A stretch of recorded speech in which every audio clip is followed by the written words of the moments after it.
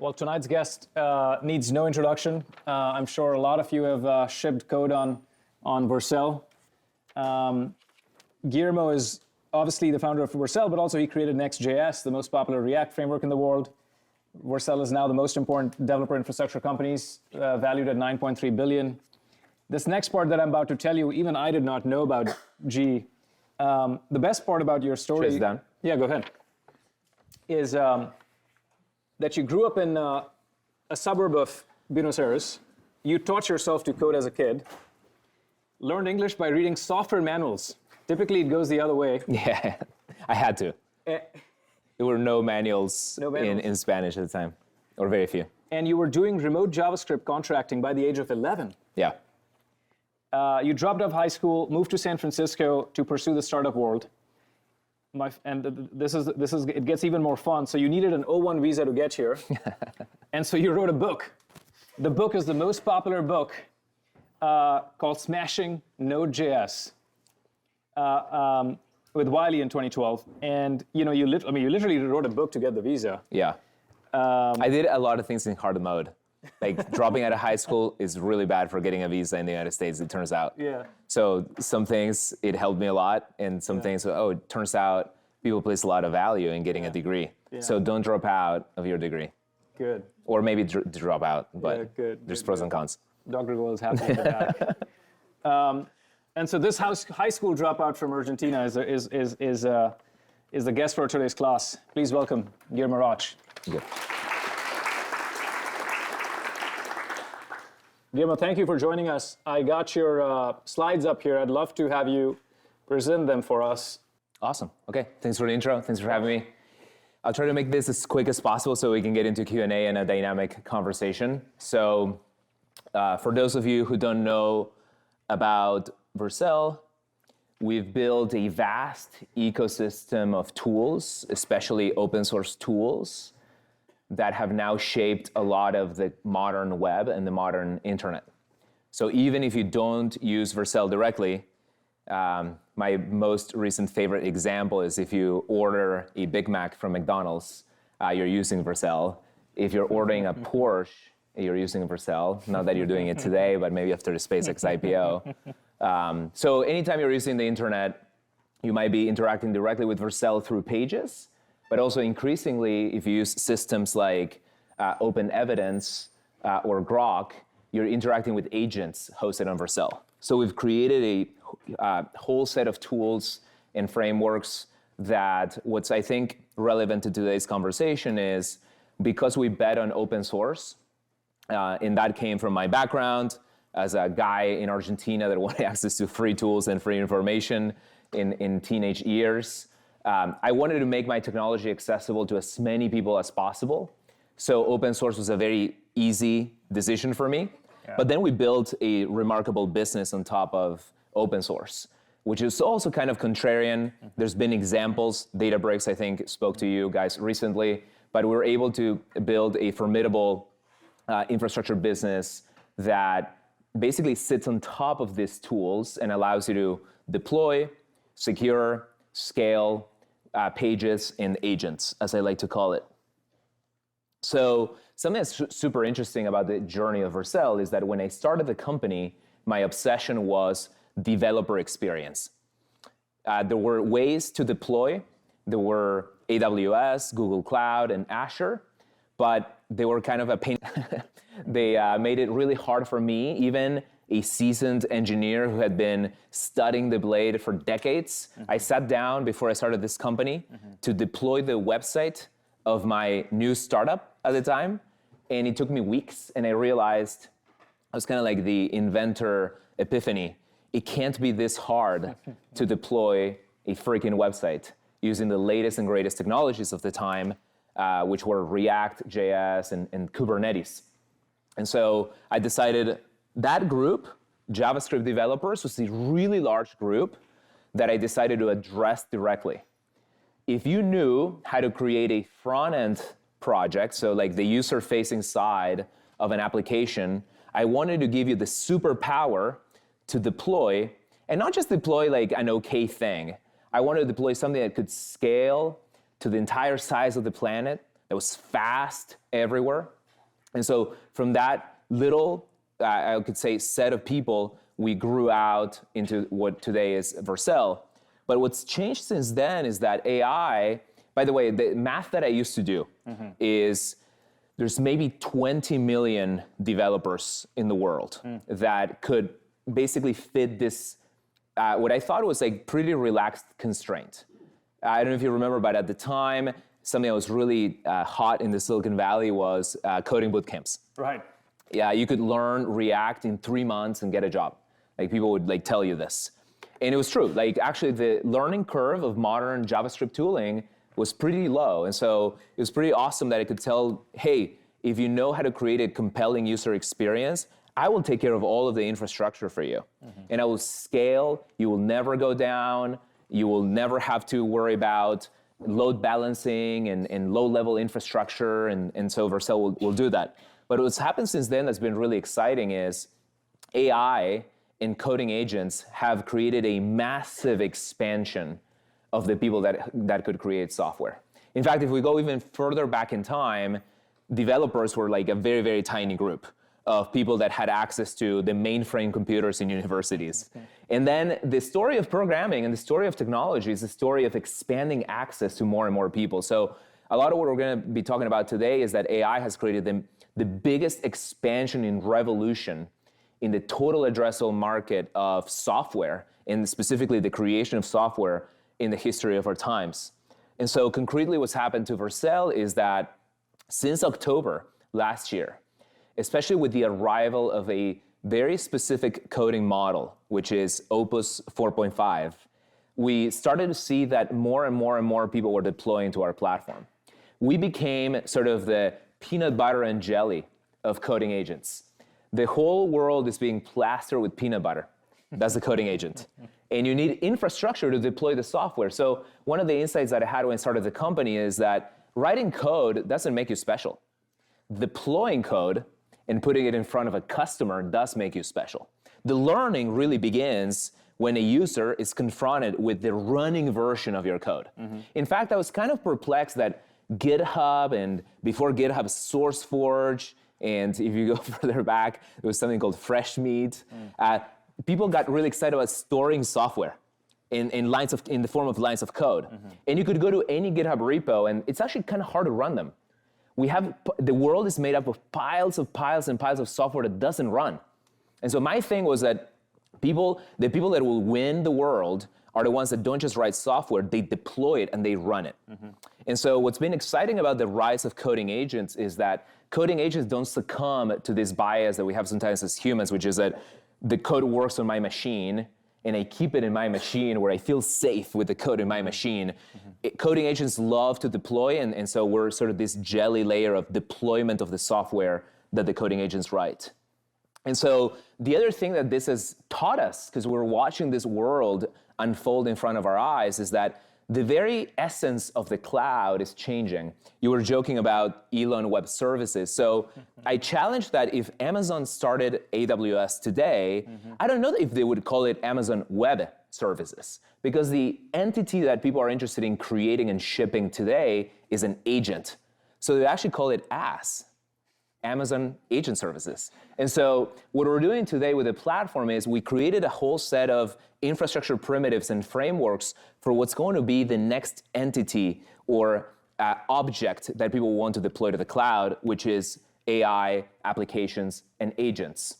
And so some examples of this are, we used to talk a lot about the wisdom of Amazon, that when you go to Amazon.com, which is a fantastic experience, like I buy a ton of stuff there. One of the things that they unlocked is that if they load pages really fast, people buy more. What a concept. Right. If you have really fast front ends, people buy more and convert at a higher rate. Not only did they observe that, their data shows that for each 100 milliseconds of slowdown, they dropped conversion by 1%. So a lot of the internet was built on this idea of instantaneous request response. We're now seeing with our agentic cloud, this is changing. You don't always get a response immediately. So we need to create new infrastructure for these long thinking streams where the agent goes off into the world and does work for you, it started by taking multiple seconds, which is already pretty different from the kind of infrastructure we used to deploy. It then became minutes. It then became hours. And now we're seeing agents that could cook for an entire day before they get you your report, before they get you an analysis, before they build you software. We're hosting platforms on Vercel today that are creating companies for people. And they're deploying agents that maintain, advertise, grow, and scale these companies behind the scenes. And so there's an inversion of the old world of pages towards agents, and the kind of compute that we're running is changing quite dramatically. Another thing that's been fascinating is a lot of the cloud was built on this amazing compute product called EC2. EC2 popularized the concept of if you want a computer, all you need to do is put in your credit card and you get an instance of that computer. And if you need 1 million computers, you just need to pay for 1 million computers. It's elastic compute. So elastic compute was designed for human-written code.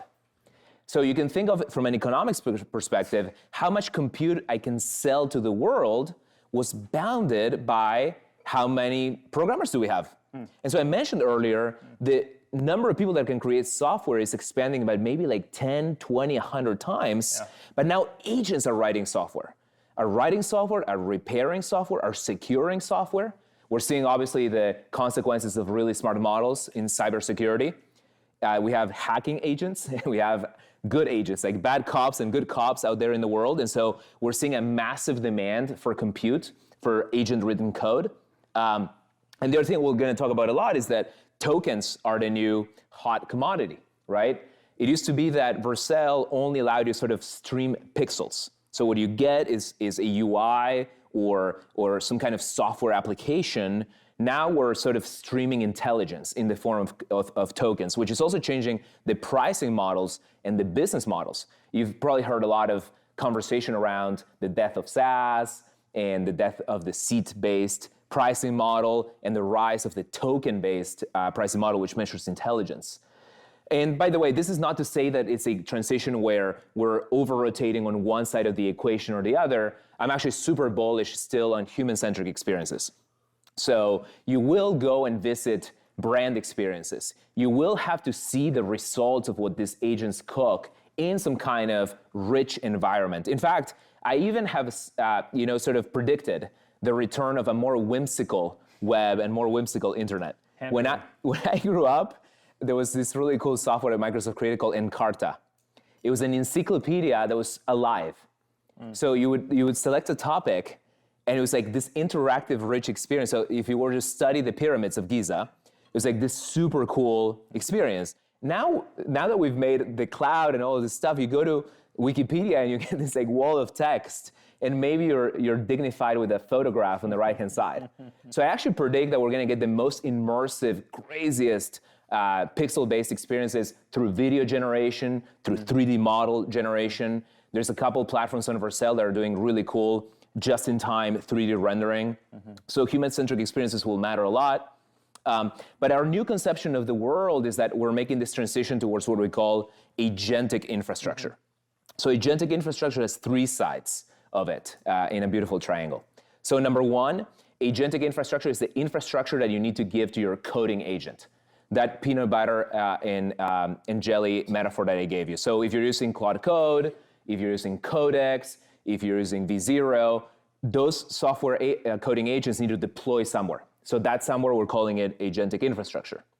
The other thing that's really important is you will be building your own agents. So just today, someone came to my office and pitched this amazing vision of what could be an AI native school of the future. And a lot of what this person said resonated strongly with me, because they're rethinking education from an agent point of view. It's still involving the human, the teacher, the school, the student, but what they're going to be shipping is an agent, not a set of connected web pages. And perhaps one of the most exciting things is this idea that it's going to be automated by agents. So I'll cover the first principle quickly. The fact that you need infra for coding agents. I know that you've asked about some of the numbers of the growth that we're seeing. One of the fascinating dynamics is when you deal with a coding agent, the coding agent has a preconception of the world.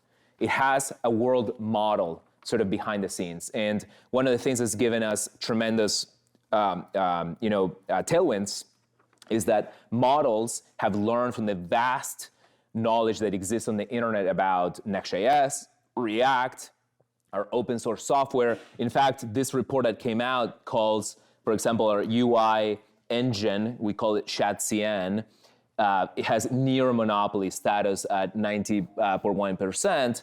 And when you decide to deploy React or Next.js, Vercel also has near monopoly, which I love how they qualify that for regulators, because it says also it's 100%, but I guess it's a near monopoly. So anyways, the coding agents have sort of made up their mind to some extent, and this is not cemented by any means, that these are really good tools to use when you give it a certain task.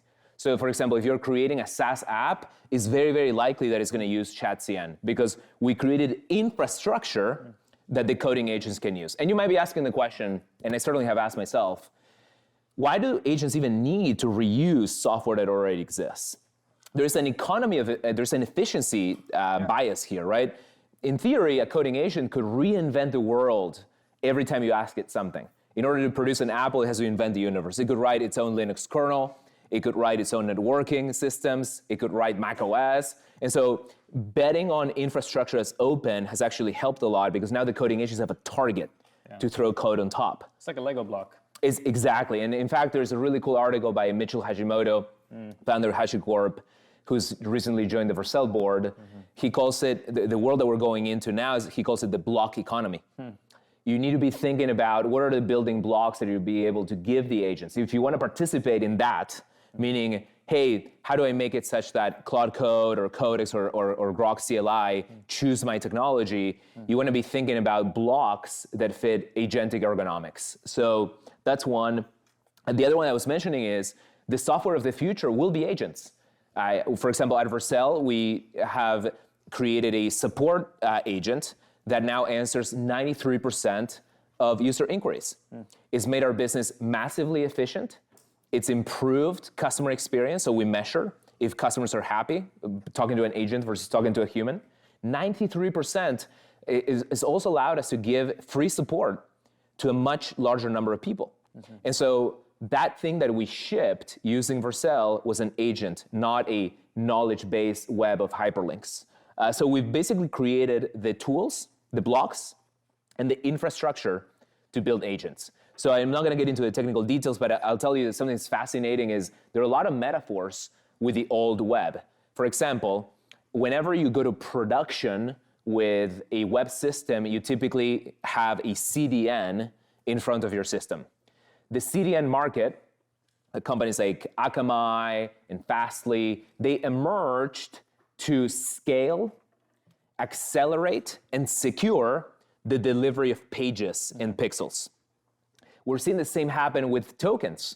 We created the AI Gateway, which is a category-defining product. It's like a CDN for tokens. Tokens that you get from Claude, from Anthropic, from Gemini, also need to be observed. They need to fail over. They need to be secured. And they need to be accelerated and cached in many cases. And even what's happening now that's super exciting, we can load balance them. You might have heard a meme of how expensive it is to ask, to say to GPT 5.5, you say, thanks, and you just activated like 300 GPUs, say, you're welcome. And so imagine a smart CDN that says, if they ask me thanks, I have a smaller model behind the scenes that can just say, you're welcome. Or just a lookup. Right? Or a semantic cache.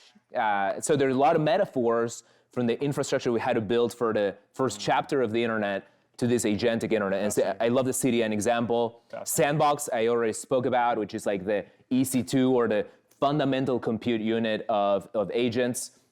To give you a very sort of like basically technical explanation is agents get more powerful, or you extract more IQ points from a model if you give it a computer.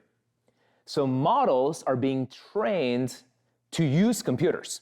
In fact, in the post-training phase, models are handed Docker containers with playgrounds. So models sort of like cut their teeth in mini computers before they see the world. And so when you use a model, you get better performance out of the model by giving it a computer. And this is kind of not unlike humans, right? The average knowledge worker that we hire, what is the first thing you do when you join a modern company? We give that person a computer. IT, here's the laptop, it came pre-installed with your software, et cetera. That's the same thing we're doing with agents. We'd say, agent, here's your computer, knock yourself out, and IT also pre-provisions some software for you to be super effective. Now, much like the personal computing revolution, it came with viruses, it came with phishing, it came with Nigerian princes promising fortunes that you can claim with one click. And so agents can also fall for the trap of exfiltrating your data, leaking your data. So we're creating a whole set of security products to protect these sandboxes and computers. So you're going to see the emergence of, again, entire categories of products and companies that are tailoring cybersecurity for agents and many other matters. And the last, and perhaps one of the things that I'm most excited about, since we're talking about Tesla full self-driving and self-driving cars and Waymo, the cloud itself will become like a self-driving car. If you have some experience running software at scale, you know that it's plagued with things like holding pagers. It's a horrifying experience. So I have an anecdote that I reuse from the founder of Stripe. He says that anytime he hears ducks, his cortisol levels spike. Why? Because his pager duty ringtone used to be ducks. So it meant that Stripe was crashing. And so anytime you hear ducks, he's like on edge. And so the average experience of maintaining software and scaling it in the cloud is actually pretty dramatic. Like you get paged in the middle of the night, a data center went down, and Vercel, to a great extent, automated away a lot of that pain, but pain still exists. I'm not gonna sell you things that are not real. Like you have to sit down and monitor things. You have to make sure that performance doesn't degrade over time. And so this is my vision of this self-driving car of the cloud where everything configures itself, everything optimizes itself. We're all gonna live a great life because the agent will be doing all of that work behind the scenes and it's gonna come to you and say, I just optimized all your software. I made it twice as fast. Here's the PR. Or maybe I already shipped it and I measured that it improved conversion for your customers. So this is the third leg of this agentic infrastructure thing. So some really quick customer examples. Meta had already built infrastructure for years and years and years. Many people that have studied in these halls have gone on to work at Meta and create incredible developer infrastructure. But they found that Vercel's infrastructure had this edge. They need to move really fast. Their engineers were using coding agents, and that's how Vercel got in and now runs a lot of Meta superintelligence labs. In fact, we've helped Meta move faster by not having to procure so much software. They basically, quote unquote, vibe coded tools that have allowed them to train models faster. They shipped Meta.ai much faster than they would otherwise have thanks to agentic infrastructure. Notion is also investing heavily in their chapter 2. Fantastic tool, I use it every day, but Notion itself is becoming agentic, which is that prediction that I mentioned, like all software of the future will be an agent.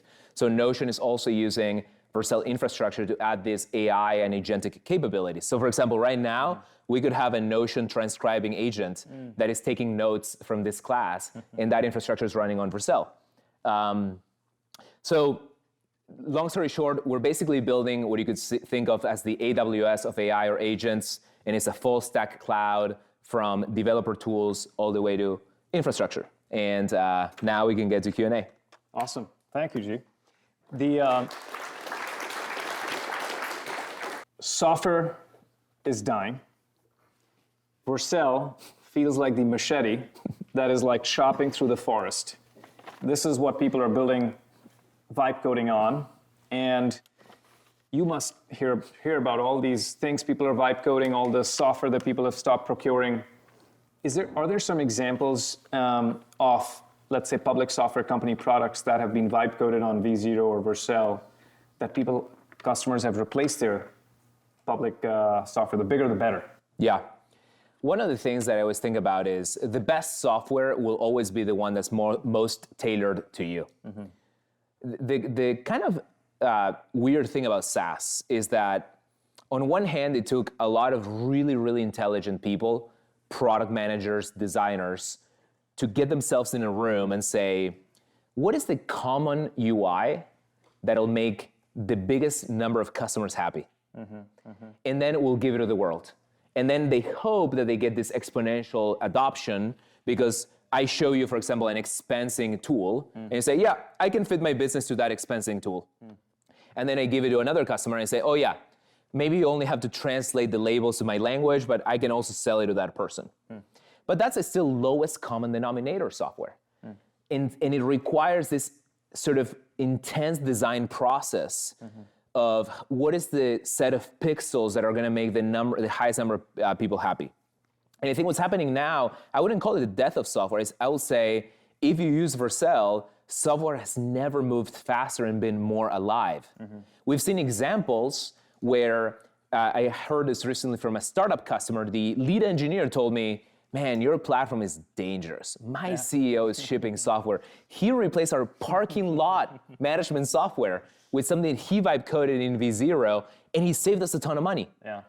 And so you have that example of like, yeah, I mean, how many smart Palo Alto-based companies are creating like parking software, right? Like not many. And so there's a whole category of software that we've been living in a world that's just not ideal. It's just not high quality software. And now you're 1 or 2 prompts away from being able to create a really good version tailored to your problem set. Another thing that we see is the emergence of, all right, the system of record or the database stays, but I can create a presentation layer that is highly tuned for my business needs. So something that might be surprising for people to hear is that within Vercel, we kind of reinvented all of Salesforce, all of it. Like all of our sales reps, when they need to learn about an account, an opportunity, when they need to read business intelligence about like how should I pitch, all of this is being generated, and it took a team of like 2 people to create a new version of Salesforce, which is kind of crazy to think about. Like how big is like Salesforce like stock market wise? Like it's hundreds of billions, tens of billions of dollars, right? And now to think, oh, I can just generate a version of that that's like tailored to my business. But by the way, we're still using a lot of workflows and databases that Salesforce set up. So it's not a and or situation. It's you can incrementally make software a lot more plastic, malleable, and tuned to your needs. So on one level, I think people are underestimating just how many off-the-shelf applications will be thrown away and replaced with this incredible velocity that software generation is giving you. But on other levels, I think you're overestimating that creating the underlying system of record, the ACL system, the access control layer, all of those things you can reuse. So the companies that expose themselves with the right agentic interfaces, like MCP, like CLIs, and other APIs, those are the SaaS companies that will fit really well into this world and will not be, I guess, killed by the coding agent. Yeah, fascinating. Well, we'll have to get a session of advice for software from the creator of Vercel. You know, your business, you had a nice chart there that has changed quite a bit since Opus 4.5 last quarter Q4 25. Maybe outside of the volume, are there other parts of your business that have changed as coding has gotten so good? Maybe you know, retention is the biggest thing people are talking about with a lot of the vibe coding apps is like, hey, well, you're making such custom software. Do people still need it? Like, hey, it was a good thing to have on a Saturday morning, but you still need it on a Wednesday morning. Yeah, we're seeing all of it. Like we're drinking from the fire hose, right? So we've seen software that is useful for one customer call. And that's fascinating. We have a lot of customers that have purchased Vercel and V0 because they're sales engineers and they've accelerated pre-sales so dramatically. They can come into a customer conversation with a custom version of their software already built. Imagine the difference between I show you a slide deck of what my software company could do to a prospect, or I show you living, breathing software. And so that is an example of throwaway because there's no illusion of like 3 calls later, we discover something else and we threw it all away. So in that sense, you're right, software is dead or like throw away, or I like to say that software is basically now free. And so there is but that actually drives a lot of engagement because of what Toby Shopify has called the reflexivity of AI. Once you know that you're one prompt away from communicating to another human being with a high fidelity piece of software, prototype, example, demo, you will never forgo that. I really think, I actually wrote an essay many years ago called "It's Hard to Forgo Efficiency." This is giving companies such a high degree of efficiency. I have engineers lamenting, oh my God, I'll never be able to code the old way again. Like my brain just doesn't work that way. And so, but also, let's also be clear. So there's a lot of agentic engineering that's still really hard. A lot of the infrastructure software that we build, really hard. Sometimes we have to summon a quorum of 3 agents plus a lot of smart humans, like look at a single line of code and tell us what's true or not. And so there's a lot of software that continues to be extremely long-lived.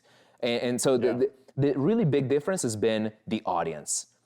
I have customers reaching out for support, sliding in my DMs on X saying, I ran into this error. My friend, I don't even know what Vercel is. My agent took me here. I deployed. I was really happy. But now, here we are. And then the way that I help them is by, hey, can you introduce me to your agent? I asked them, can you show me the transcript so that they can bring it back to our engineers? Maybe we can turn it into evals, and we can understand how did my customer's agent get into a bad spot? It used to be a much more direct conversation. I would get introduced to the engineer, and the engineer would tell me, yeah, man, I went to the docs. You said this was the API. It was wrong. This is the error. It's coming through Claude now.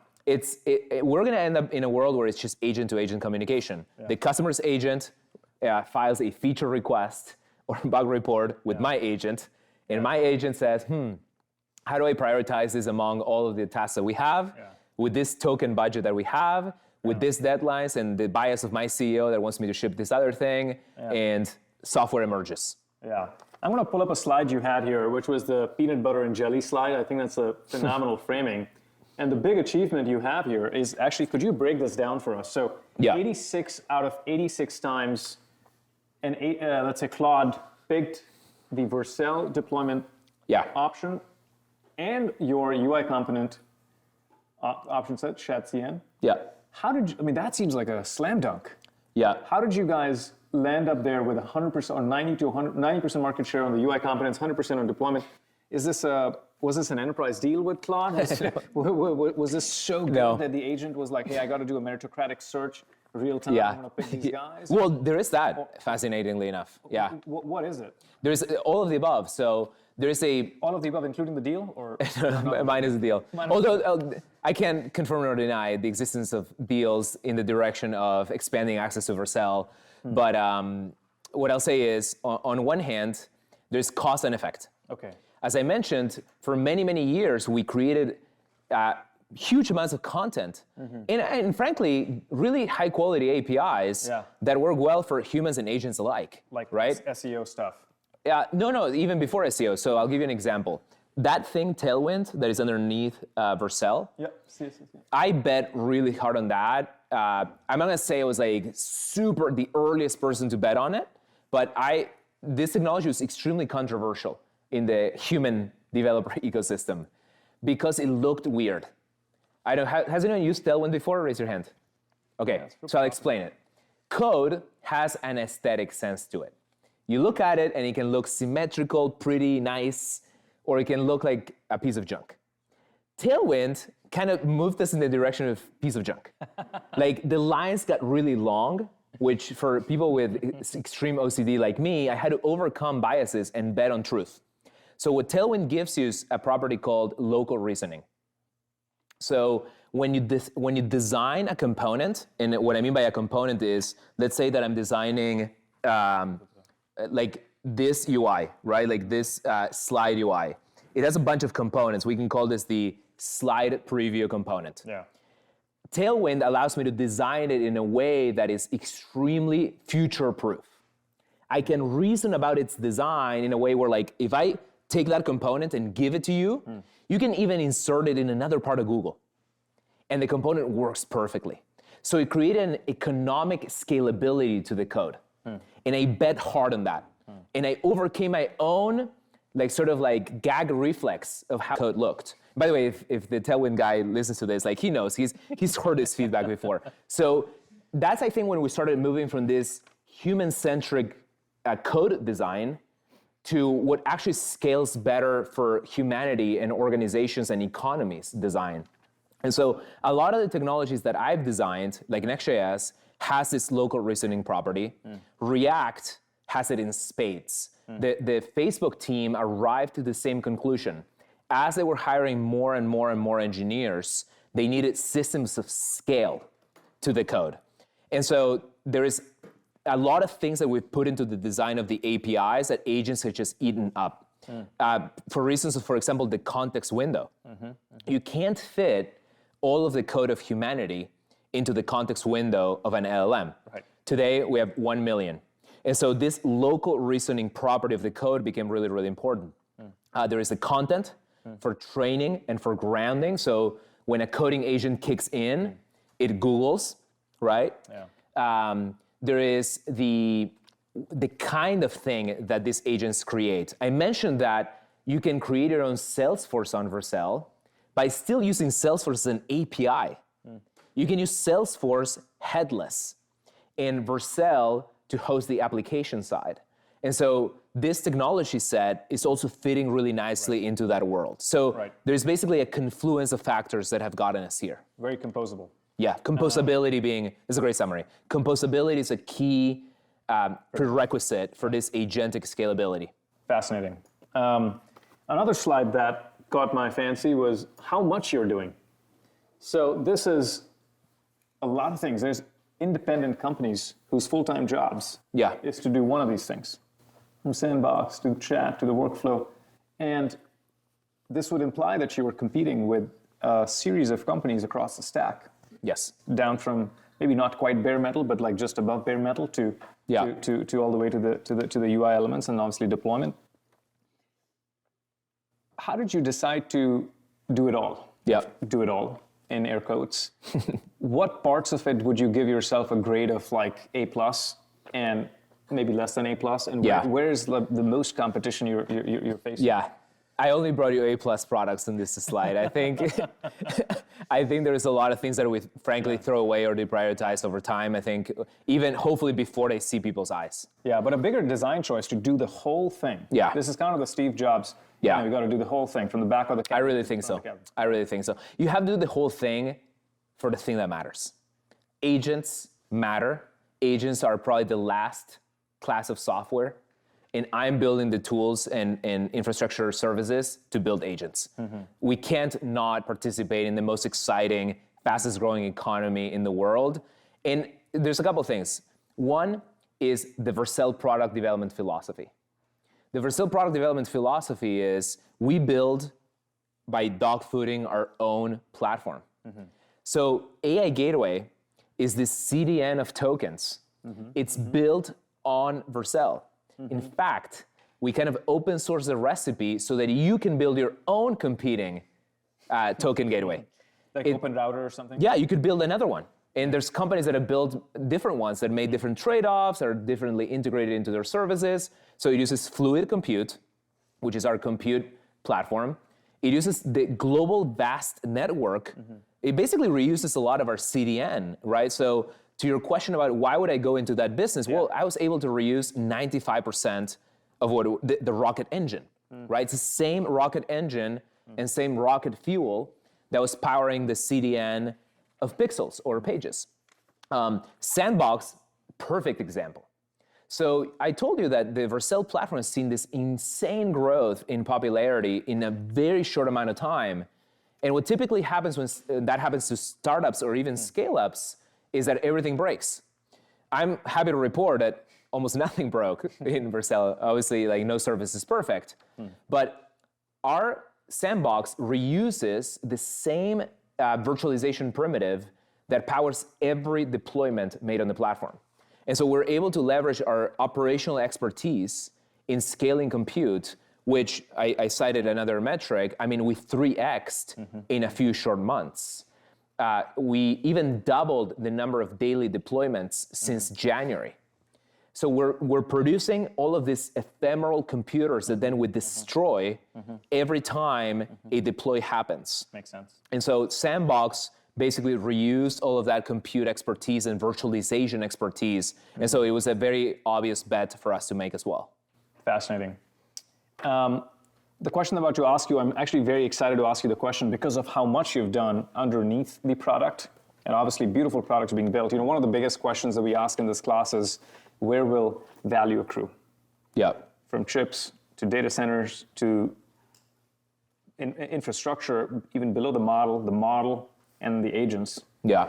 And frankly, it feels like, at least in 2026, right this second, there's a lot more value accruing to the stuff below the model. Chips, data centers, power, cooling, energy. Above the model, you've got some value in the coding models. You've got some value in customer support and legal and others, but it's very concentrated. Yep. Talk about that for a second. Where do you see value accruing based on everything you know that's being built on Vercel? Yeah.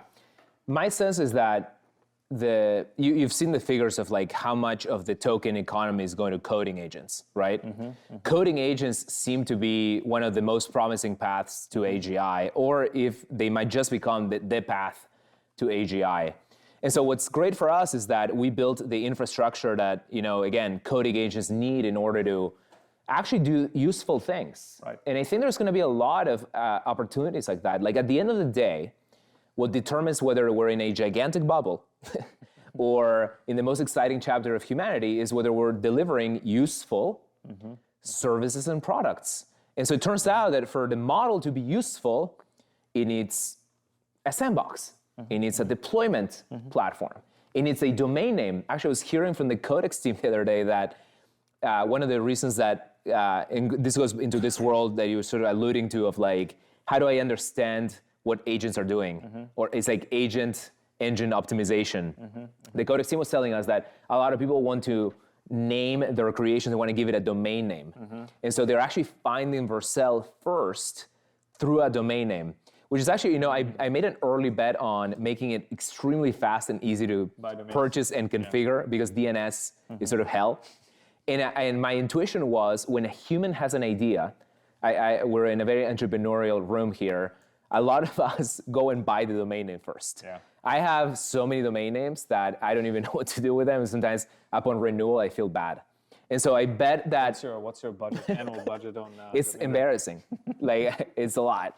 But I tell myself it's digital real estate, so it's worth it. And so we made that bet of like, like when you have an idea, you're going to need this thing. You're going to need DNS infrastructure. You're going to need domain names, et cetera. It turns out to have, returned very handsomely because whenever a new user of this software world has an idea, they're coming to Vercel. Our obsession is, can we become the front door to any emergent idea on the planet? I think every business that is going to help these ideas come into fruition and be useful is going to do really well. I think security is going to be a massive consideration of this world. Right.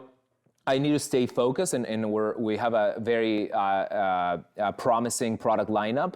But I mean, there's just so much left to build. And a lot of what I'm thinking about these days is not only how to make these agents useful, but how to govern them, how to give them guardrails, how to make them secure, how to secure the broader internet. So a lot of our mission, I mean, we just can't stop hiring engineers. I think there's a lot of talk about, like, is it over for engineers? And I can tell you, there's just so much more to build just to serve this amazing demand that's happening just from the coding agent use case itself. Fascinating. Rapid fire, last couple of minutes. Pick a business that you're long, that you think you're very optimistic on, and a business that you're short on, that you think, based on everything you know, might not make it. Short on, I predicted the downfall of, I mean, this is an obvious one now, but I predicted it pretty early. Like any static data or content business is kind of cooked, right? The classic example at the time was like a Stack Overflow, which was this aggregator of this database of like programming questions and answers. I'll tell you a category, because I don't want to like throw companies under the bus. A category is anyone that's thought that code was scarce or difficult to produce. There's a whole category of like drag and drop builders and basically it's like coding with training wheels. I always despise that category because I never liked to be looked down on. Like I always found that kind of software patronizing. Yeah, too opinionated. Opinionated, constraining. I'm like a little kid and like I need to be given this like little interface and code is scary. And so there's a ton of companies that were built on that foundation and they're gonna have to have some serious like pivoting conversations and whatnot. Also the companies that are not opening up. One amazing consequence of coding agents is that they want to access the raw signal. They want to go straight to the data. They don't want to like talk to sales and let's chat about your requirements for 3 months and what are your pain points. No, they just want to go. Consumption-based pricing, instant sign up, start getting tokens right into my bloodstream. Like that kind of thing is going to win. And by a lot of the internet economy is predicated on, oh, we don't really have a product. We have this e-brochure, and you have to talk to the enterprise rep for 3 years, and then maybe some software will emerge. People forget how much of the software ecosystem is still that. And so I'm very long on anyone that's moving at the speed of tokens. Yeah. And so we're doing so much work just to meet the demand so one of the write-ups that I made internally at the company recently is, as an engineer, you're taught to apply rate limiters. Rate limiters are very useful for the operational health of your system. So a good example would be, and this goes back to that, hypothetical Palo Alto room where smart people get together and say like, no company will deploy more than 100 times per minute. So, okay, rate limit, put it into the code, 100 times per minute. Totally arbitrary. Nowadays, no one can really know what the demand or right quota is. You do need to be super worried about abuse and KYC and things like that because I'm backed by supercomputers. So I can't have anyone immediately like send them a bill for, you just spent $1 trillion of supercomputing power in 2 seconds. Can you pay me, please? Yeah. But I told the company, no more rate limits, guys. As a provocation, of course, again, for operational health reasons, you do need to have some things in there. And that goes hand in hand with this pricing model of you pay for what you use. And so why would I rate limit your ability to use more resources? And so right now, and this is a good problem to have, I have this massive agent platforms where a YC company that didn't exist 3 months ago is producing so many deployments on the Vercel platform that they're surprising us about, oh, I didn't remember we had that rate limit. We could have never imagined that there was going to be so much demand for a certain piece of infrastructure. So bullish on the companies that can serve that kind of demand. Final question before we wrap. If you were not building Vercel right now, what would you be building? Asking for a friend in this class. Space tech, obviously. Space tech, can we get into Mars as soon as possible, please? Yeah. Why the rush to go to Mars? I mean, my bias has always been, I love the multiplanetary species aspiration. I've always thought about it as like, I'm a high availability, multi-Z, multi-region, multiple layers of failover guy. Love it. So I chose my location in San Francisco based on like the highest structural safety and the best and most historic retaining wall that has never collapsed in any earthquake, whatever. Like I'm an infrastructure guy, so I have to think about these things. But also I'm really excited about energy. Yeah. And honestly, what we're witnessing is that the emergence of intelligence is this bidirectional flow of energy. Energy goes in, intelligence goes out. So any breakthrough that we can have in fission, fusion, geothermal, what have you, is really deeply exciting to me. Awesome. Well, that's a wrap. Thank you so much for your time, G. Thank you. Appreciate it.